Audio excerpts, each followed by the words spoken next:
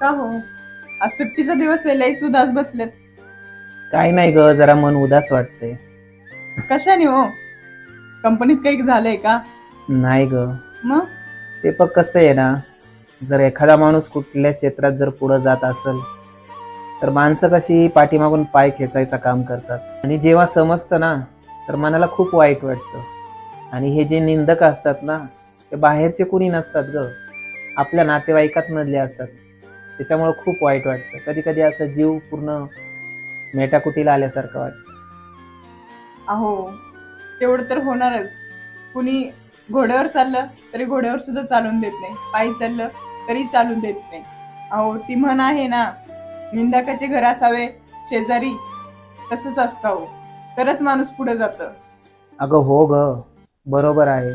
कधी कधी जीव एवढा रडकुंडीला येतो ना, असं वाटतं सगळं सोडून द्यावा आणि कुठेतरी लांब निघून जावा. अहो हो, तुमचं बरोबर आहे. पण उद्या तुम्हाला काही झालं, छोटं मोठं काही झालं, तर उद्या कोण येणार आहे बघायला?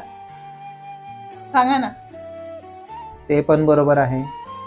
कुणाला फरक पडणार आहे? मग तेच म्हणते, जे आज नाव ठेवतात ते थोडी येणार आहे.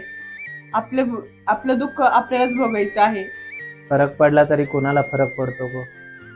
एक तर म्हणजे नवऱ्याच्या बायकोला, दुसरं म्हणजे वडिलांच्या मुलांना, आणि तिसरं म्हणजे मुलाच्या आईला. तेच सांगते. दुनियाचं एवढं टेन्शन नाही घ्यायचो.